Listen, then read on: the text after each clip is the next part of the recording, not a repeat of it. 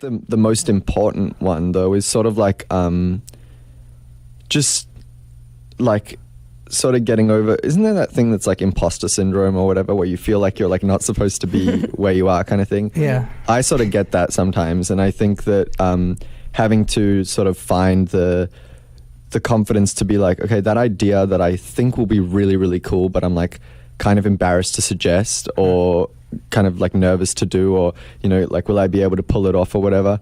I think that this entire process I've forced myself to kind of like just throw that away and kind of like go for it, you know? And I think that it, I can see it at least, you know, when I'm like, I'm excited for you guys to see the music video, but when I kind of like watch the video or whatever, I'm like, I never thought that I would be able to sort of find that self-confidence, and I think that was probably the most important thing. It's really special because that confidence only comes over time, and it comes through trial and error and knowledge. It's everything wrapped up into one. And it comes from like looking like not being scared to look like an idiot sometimes, you know what I mean? Or sound like an idiot, you know, in the studio when you suggest something that's like kind of weird, or you're just going to have to, you kind of have to put a bit more faith in yourself and in your ideas, and sometimes it'll work and sometimes it'll not.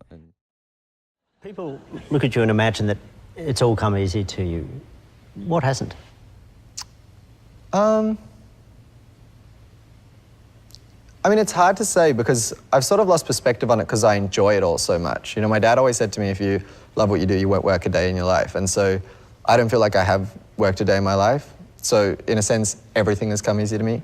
But at the same time, I've, you know, been actively working towards this sort of dream every single day for as long as I can remember. And since you were burnt out at the age of 5? Yeah, since I took that break. Once I got back at 6, I was like ready to go.